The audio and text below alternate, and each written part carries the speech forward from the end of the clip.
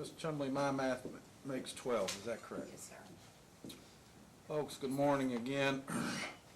Now, counsel, I'll just try to differentiate the cases they've been called on this morning. Folks, this is not a disability trial. It is not a confidential trial. It is an alleged traffic offense or an alleged DUI criminal trial. That's why we're here. They are not confidential.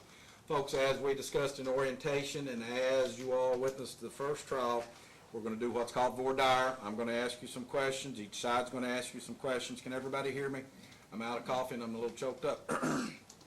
I need everyone to please pay attention once again to these questions because I may very well have to strike one of these drawers and your name may very well be called and I'll have to go through those questions again.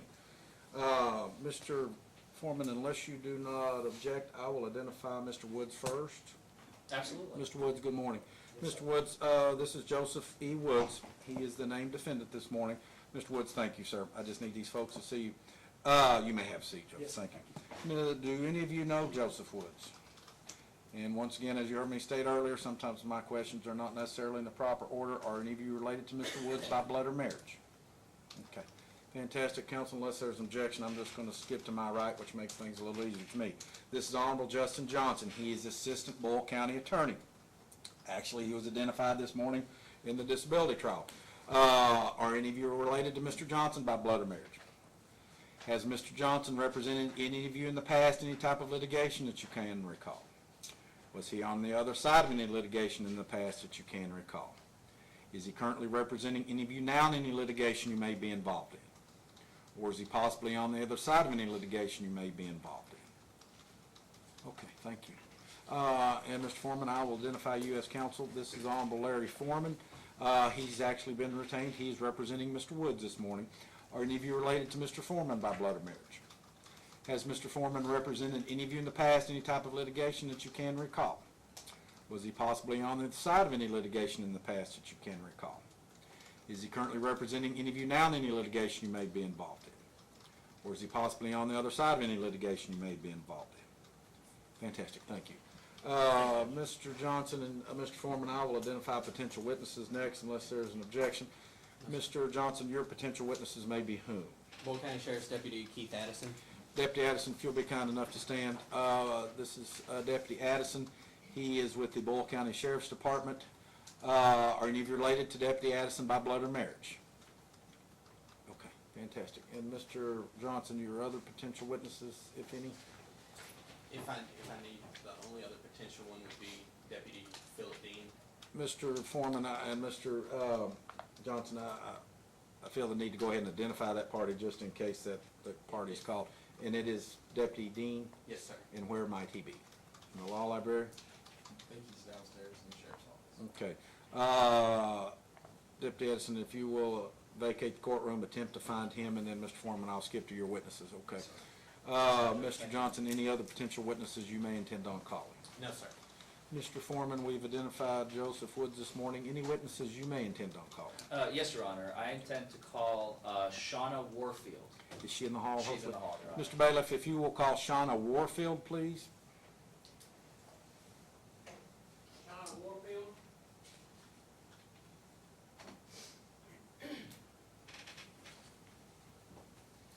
Ms. Warfield, good morning. You're fine right there. I just need these 12 potential jurors to see you. Do any of you know Ms. Warfield? And Shauna Warfield, is that correct? Yes. And respectfully, are any of you related to her by blood or marriage to your knowledge? Fantastic. Ms. Warfield, if you don't mind, I'll have to invoke the rule. If you just want to have a sign next to, or seat next to Mr. Foreman, then I'll excuse all the witnesses in just a moment. Sounds good, Judge. Thank you. Okay. And Mr. Foreman, any other potential witnesses you may intend on calling?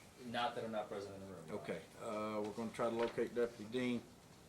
I will give Deputy Addison just a moment to try to do that.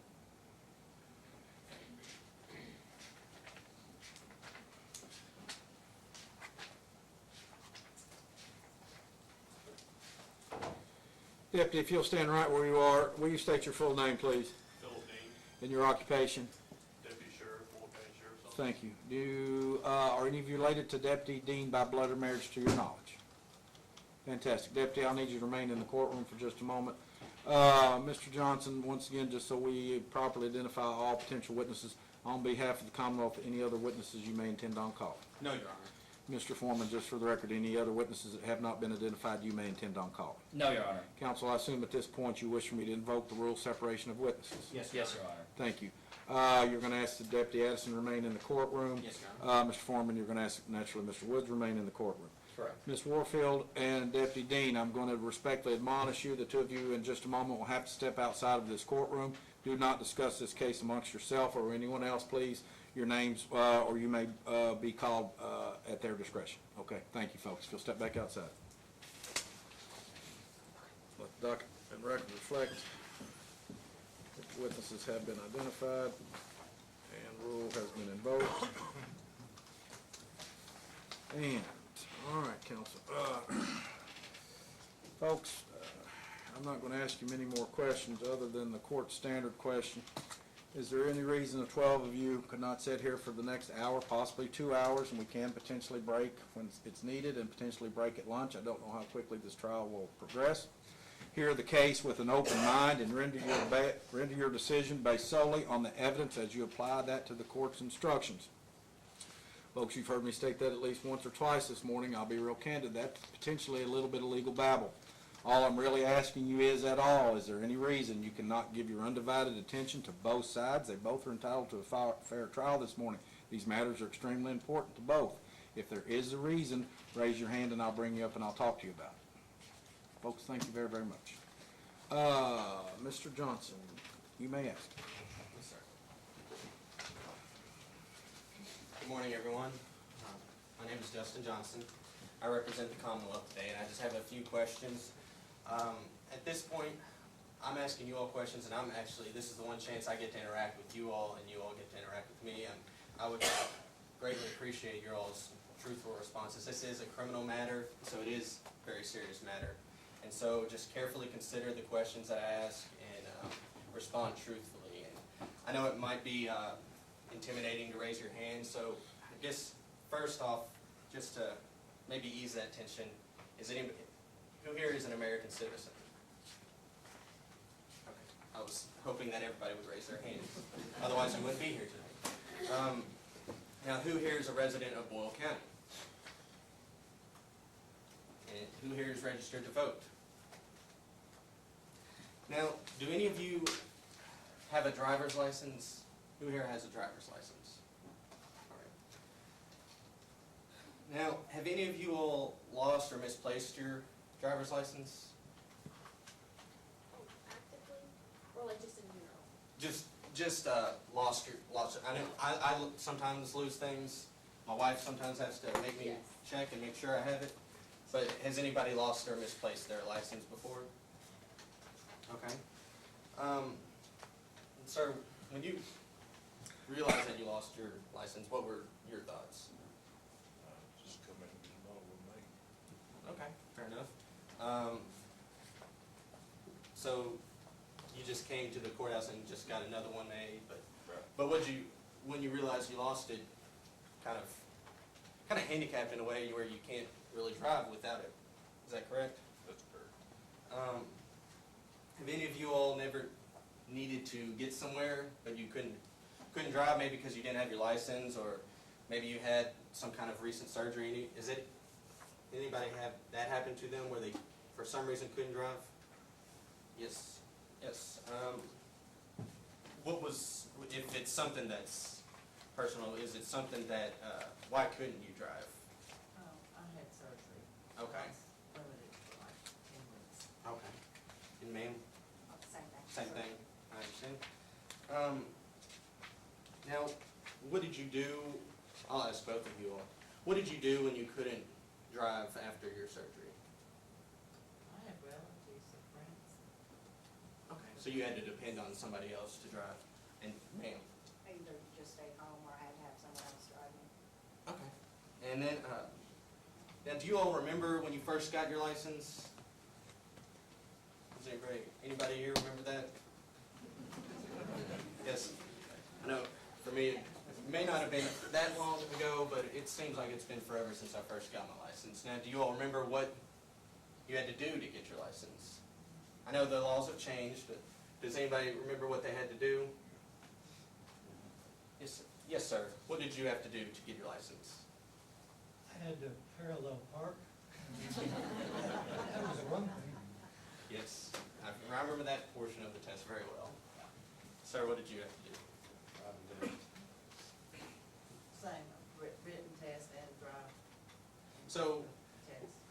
what I'm hearing is you all had to take a test to get your license, is that correct? All right.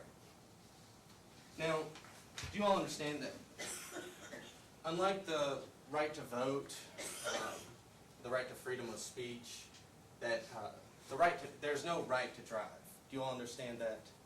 That it's actually a privilege? I know that you might think like, well, of course I can drive, but we're in America. But do you all understand that that's just a privilege? Okay. Now, so we talked about how you have to take a test. And so it's only qualified people that get this license. Do you all understand that?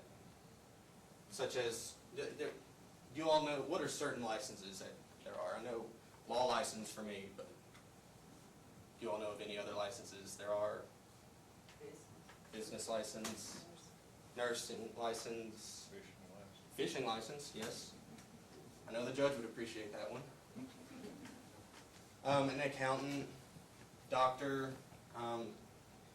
but it's only the only qualified individuals that are able to obtain those licenses, correct? Now, how do you all use your license? What do you use it to drive? I know I use mine to get to work, but what's some of the ways you all use your license to drive? Or do you all not use your license to drive? Shop? My wife would agree with you there. Anybody else? Vacation. Vacation? Children to school. Getting children to school? Yes. Now, vacation. About how many miles would you think you drive for vacation? Probably about 700 to 800. Yeah. Round trip. How many miles would you say for shopping? 36. Now, if you had to pay somebody to drive you everywhere you all went, how costly would that be? Very, very. How would you all feel being dependent on a driver? I know I had a knee surgery a couple years ago, and my wife will tell you that I was very irritable because I couldn't go anywhere. So I know personally I could not be dependent on a driver, but ma'am, what about you? Pretty reliable. Could you be dependent on a driver? Yeah. For an extended amount of time? Okay. What about you, ma'am? No? What about you, sir? Sure. Okay. Now, can you all think of any reason you would give up your license? Any reason why you would give up your license? DUI. What was that? DUI. But are you giving it up though? Was there a reason you would give up your license like here? Oh, no. No. Okay. Now, when we all got our license to drive, some of you all may not be aware of this, but when we got our license to drive, we agreed to have our blood or breath tested by an officer that's requesting it. Do you all know that? Do you all understand that? Now, the legislature does allow you to refuse these tests. However, the legislature gives, the legislature takes away. And by refusing, you give up your license. Do you all understand that? And that's what we're here today. And so, typically in DUIs, we have chemical tests of the defendant's breath or blood. And we don't have that today. Now, as the judge stated, the defendant is entitled to a fair trial. Would you all agree with that? Would you all agree that the Commonwealth is entitled to a fair trial? So, I ask of you all, is that going to bother anybody that we don't have any chemical test of the defendant's breath or blood? Is there any reason that if we don't have those chemical tests, that you can't find the defendant guilty today? I know I used to watch CSI, and they always have those DNA right on the dot. They're able to find within an hour who committed this crime, but we don't have that today. So I'm just making sure we will not hold that against the Commonwealth today, that we don't have. If so, please let me know. I'd love to know. But it's because they refuse to have it? Yes. It's because of the defendant's refusal in this case. Okay.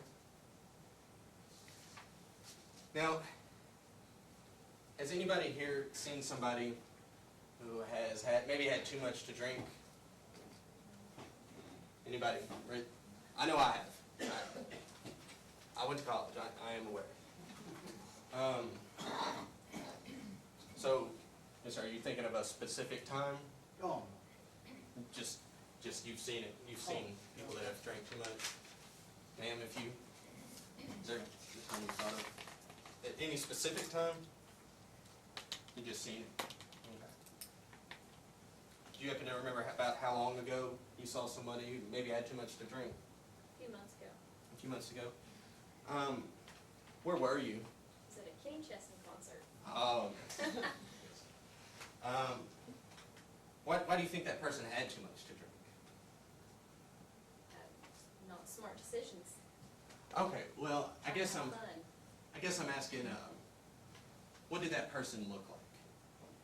They were falling over, Okay, stumbling around, fighting in the crowd. okay. And could you hear anything he was saying, or? He was a ways away from us. Okay. Anybody else who's maybe seen somebody? I know I saw a bunch of hands, so. Who else has seen somebody drink too much? You, sir? When was the last time you saw somebody who drank too much? I see people all the time, I think, have too much to drink. They don't think so, but I do. I mean, if I see somebody drink 6 drinks, that's too much. So, what about what you saw them, what about them made you think, other than the amount of drinks, Not walking too good, how did they sound? drunk, Could you see it in their eyes? not necessarily. Okay. Now, yes, ma'am. I'm just saying, yeah, I personally, I've had a father that was alcoholic, and I've had a child. So, do you know, you know what that looks like when they're intoxicated? When they've had too much to drink? What does that look like? Well, they're stumbling, they're slurred, the language is slurred, you can look at their eyes and see it. I mean, you just know it. I mean, I'll take the keys away. Absolutely, absolutely. So, did you all think that these individuals were safe to drive? I mean, you're operating heavy machinery, essentially. So you all don't think that they were safe to drive at all? Did you all know how many drinks that the person had consumed? Specifically? So they didn't tell you all how many drinks they consumed? Now, you didn't see him drive, did you? Or him or her? You didn't see him or her drive. But you all would believe that they were an unsafe driver? Right? When you all drive, what senses do you use? Sir, what senses do you use? Hearing, sight, Okay. reflexes. What about you, sir? What senses would you say you use when you drive? Sight, probably most of them. You ever happen to use your hearing, possibly just to hear maybe a train's oncoming? What parts of your body do you have to use when you're driving? Yes, sir.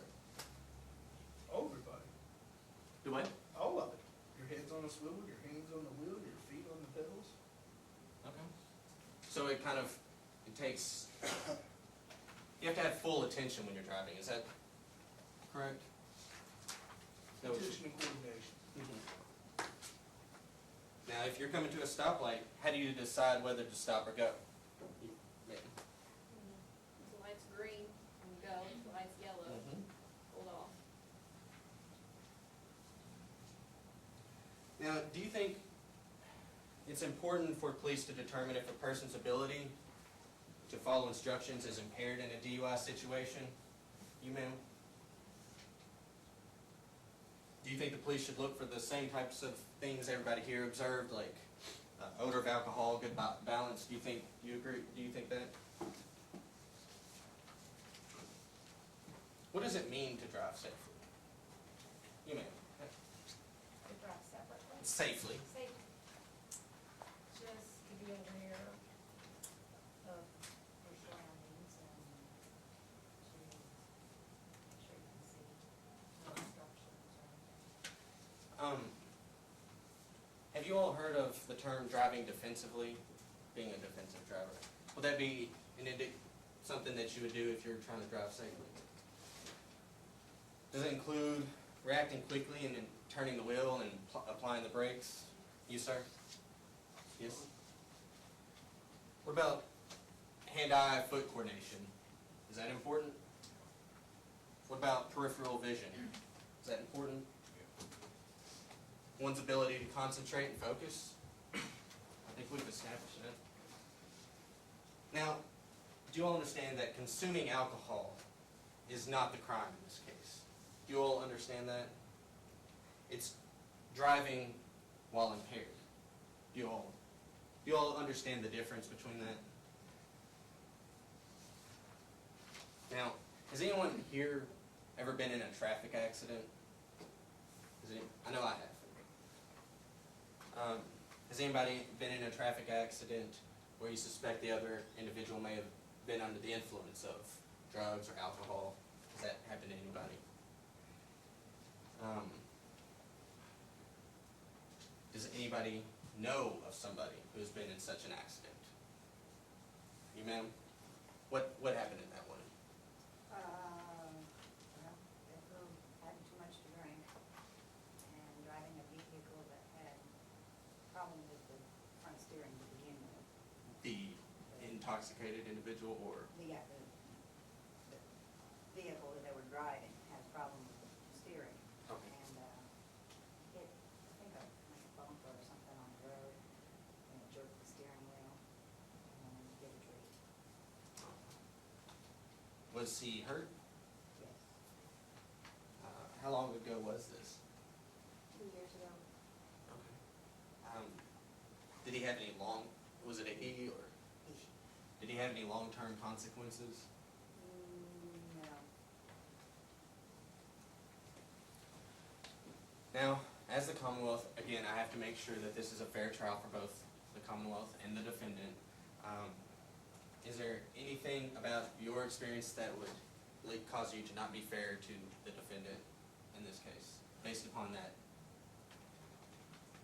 So, Okay. Has anybody here had a family member or a friend injured in an accident with an impaired driver? You have, sir? Yeah. Who was that? One of my brothers, Okay. What happened in that accident? he was out with some of his friends and they were partying and got really drunk. And boy, that the driving, lost control of the vehicle. Now, A couple of them were killed and was your brother, brother was put in the hospital. did he have any long-term consequences? No, not in the long term. Does that affect your opinion, would that affect your opinion of the defendant in this case? No. So anybody here, can you all be fair to both sides in this case? Okay.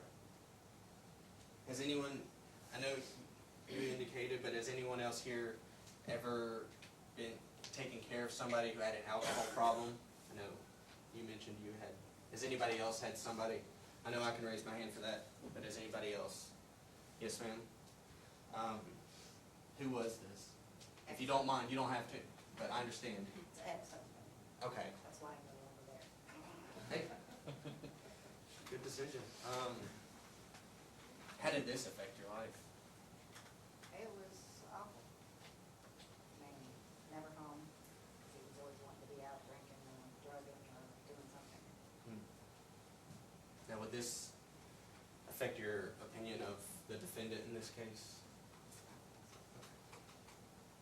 Has anyone here ever had a relative or a friend charged with the DUI? I know I have had a friend. What happened, sir? Oh gosh, there's been so many over the years. I mean, fraternity brothers, neighbors, friends, and, I mean, those were individual cases, but a lot of them were convicted, a lot of them pled. Were any of them accidents that you know of? Not that I recall. Okay. Do you know, I know you indicated there's a bunch of them where their breath or blood test on them, or?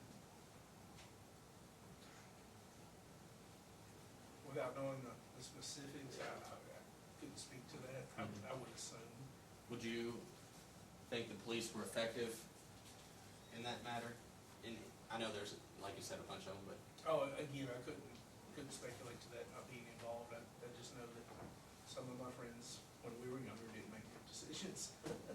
Well, do you think the results of whatever happened with their cases was fair? Sure. Okay, sure.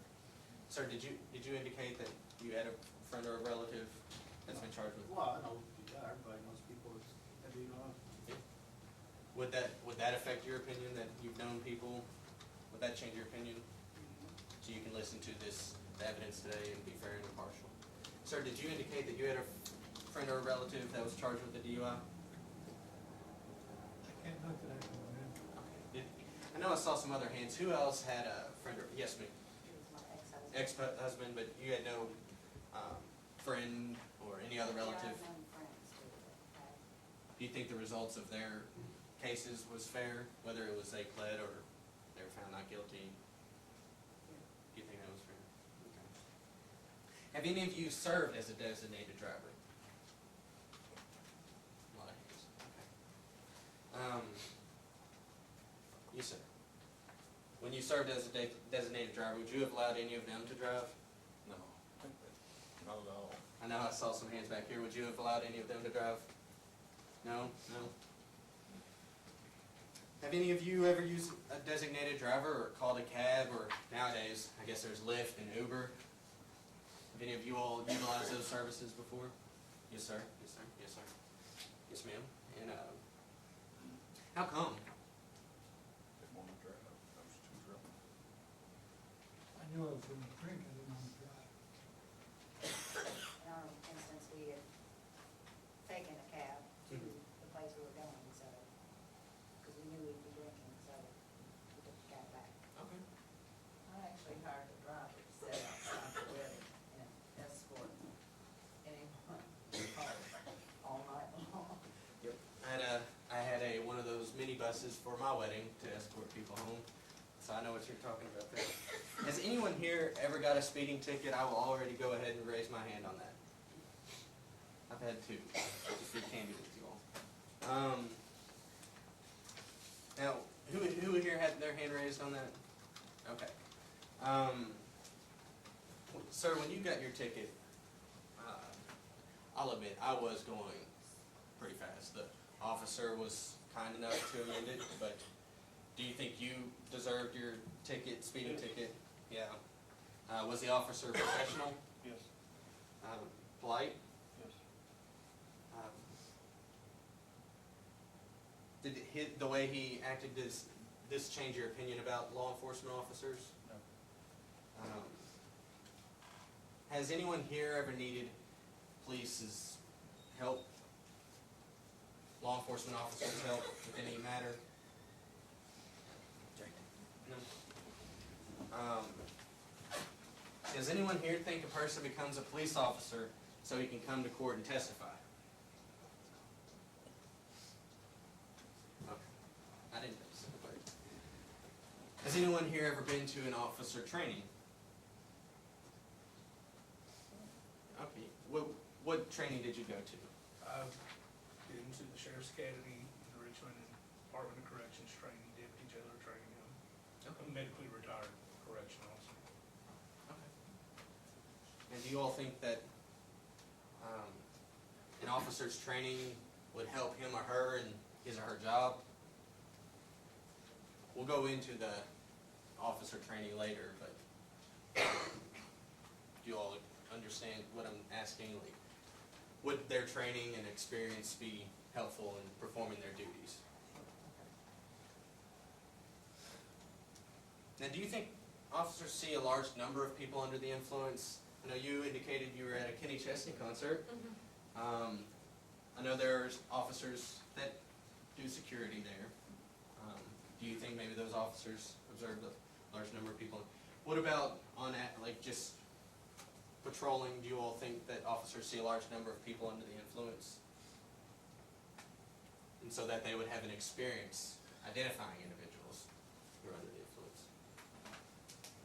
Now, and be candid and honest with me. Is there anything about your all's prior experience with police today, or prosecutors, that would make you unable to render a fair and impartial verdict today? Anybody here, please let me know. Okay. Now, it's my duty to prove the defendant's guilt beyond a reasonable doubt. Has anybody heard that phrase? Okay. Now, we don't have to prove every fact beyond a reasonable doubt. Do you all understand what I'm saying here? So, we just have to prove the elements of the crime. Do you all understand? In this case, the elements being that the defendant operated a motor vehicle and that he did so while under the influence of alcohol. Do you understand that those are the two elements? So, would it matter if we could not prove whether the defendant was wearing red Nikes? Would that matter? No? Okay. So do you understand what I'm saying? I don't have to prove every fact, I just have to prove the elements. Does that make sense? Okay. Now, is there any reason whatsoever that any of you cannot sit here and listen to all the testimony and evidence here today? Any reason at all? And so, again, do you all think you can be fair and impartial to both parties in this case? Now, is there anything that I may not have covered that you want to let the court know? All right. Thank you all. Mr. Johnson, thank you. Mr. Davis, well, I think we're all right. Not to put anybody on the spot, who's my poor juror back there coughing? You okay? Are you sure? I have a cough drop. And I'm not want to put you on the spot. Are you okay to sit here? You're not interrupting me, but I don't want you to be feeling too bad. You're good? Okay. All right, folks. Mr. Forman, yes, sir. You may ask. Thank you, Your Honor.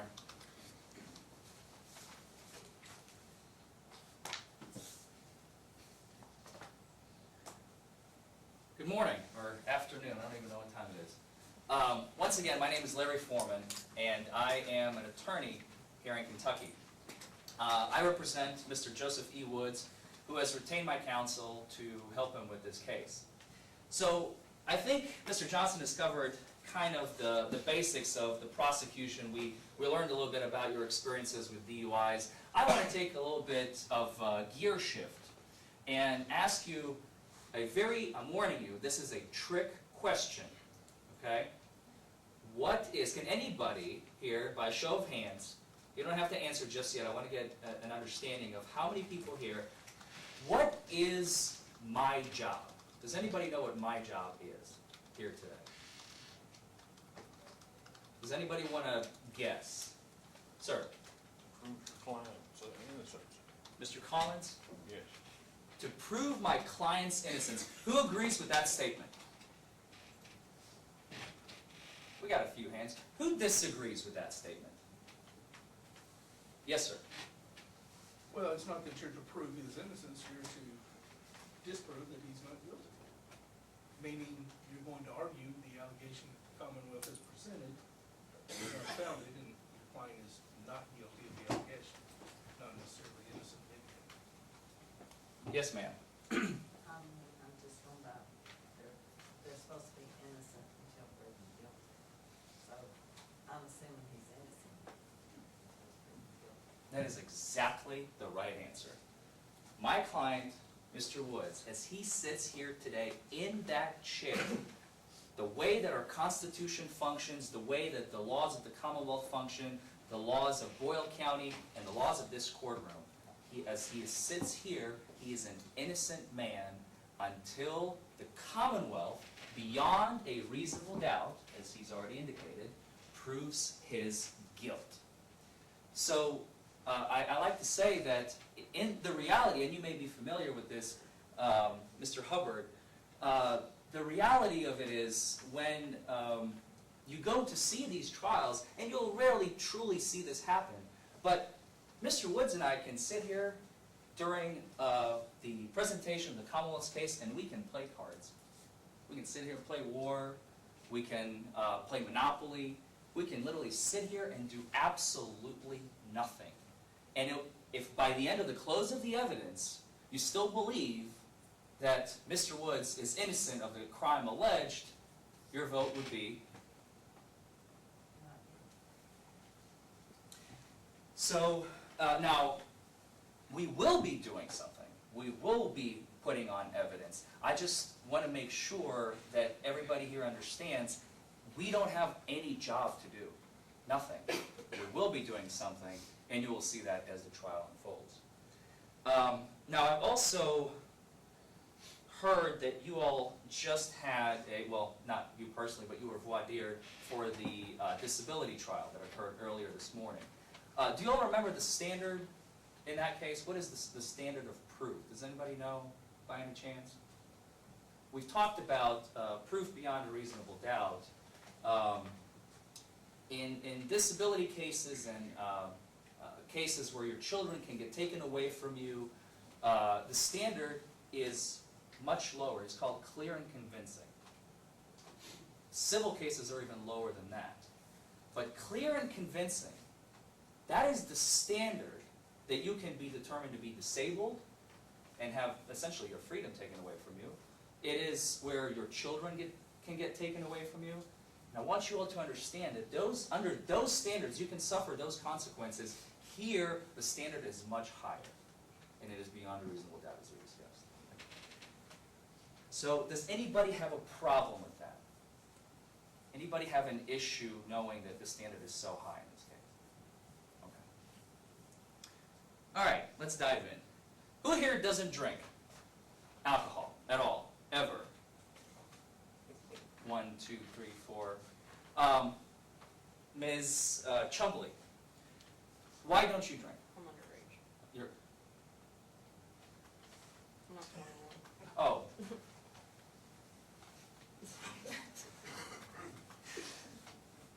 Okay, my apologies. The reason I looked at the judge, I heard underage and I assumed under 18 for a second. Because under the Constitution of Kentucky, you cannot sit on a jury if you're under the age of 18. That's why I just kind of froze and I had a brain freeze. I apologize. That makes sense. Mr. Collins, why don't you consume alcohol? Just for health reasons. Health reasons? Did you drink before and just decide to quit at some point? Yeah. Probably a smart decision. Ms. Estes? Estes. Ms. Estes, why did you not drink? History of alcoholism in my family. So you're trying to avoid it altogether Yes. to make sure that it doesn't happen to you, or you don't want to run the risk of. Understandable. Ms. Wilson? Just medical reasons. Medical reasons? Same thing. Who here, well, let's talk to someone we have not talked to yet. Mr. Bassett, I'm going to put you on the spot. Yes. What's your favorite drink? Whiskey sour. Whiskey sour. Anybody else like whiskey sours? I'm a huge fan, but kind of like them. But we all have our favorite drinks. We all have our reasons for drinking or not drinking. But again, I think we all understand that, and I think Mr. Johnson has already alluded to this during his voir dire, it is not against the law to consume alcohol and then drive. Does everybody agree with that statement? It is illegal and against the law to consume alcohol and operate a motor vehicle while under the influence of alcohol. Does everybody agree with that statement? Okay. Now let's change gears here for just a moment. I'm almost done here. I like to keep my voir dire very short and sweet. I think we pretty much, we got a lot of the information from the Commonwealth, and I do thank you for your time. But just, I think, one other question. Let's assume for a moment that you are driving down the road, okay? A police officer pulls you over because he's alleging that you were going just a little too fast, and he asks you out of the car. And he asks you out of the car because he suspects that you are under the influence. It may not be true. You may be on some medication that makes you a little loopy, that you have a prescription for, which is legal, or it may just be you're tired. It could be a million different reasons. But the officer, for whatever reason, believes you're under the influence. Get out of the car. And it is freezing weather. It is so cold, you're shivering in your own skin. Ms. Spurlock, how would that make you feel to be standing out in the cold while the officer is there investigating you? Probably wouldn't like it. Why not? Maybe I hadn't had anything to drink, and I'm forced to stand outside in the cold. I wouldn't like it. Do you agree with that statement, sir? Mr. Thompson? How would that make you feel? Then, I should have been pulled over or not. I mean, why did he pull me over? Let's say it was speeding, as I've indicated. And you know you were speeding. And he pulled you over, but he's asking you out of the vehicle, and he makes you stand there while he conducts an investigation. He goes back into his car, and he stays in the car for a little bit where it's warm, then he steps back outside. Meanwhile, you are standing out in the cold. How do you feel? I wouldn't like it. Wouldn't like it. I think, does anybody disagree? Would anybody enjoy that feeling of being left out in the cold? Nobody.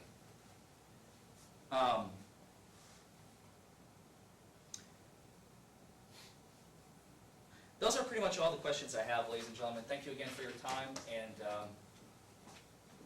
that's all I have. Mr. Forman, thank you. Counsel, Madam Clerk, I'm going to ask the jury panel this. It may be my error. Did I administer each one the oath before we set these 12 people? You may remember? All right, I'm going to rectify that. I need all of you in the back panel to raise your right hand for me, please. Each of you solemnly swear and or affirm to tell the truth, to answer any questions that may be asked of you concerning your qualifications to serve as a juror in this case. If so, indicate by saying I do. Thank you. I'm going to rectify this. I need all 12 of you to raise your right hands. Do each of you solemnly swear and or affirm that the answers to any and all questions that were asked of you were the truth? Thank you. Counsel, any objection to that? No, sir. No, Your Honor.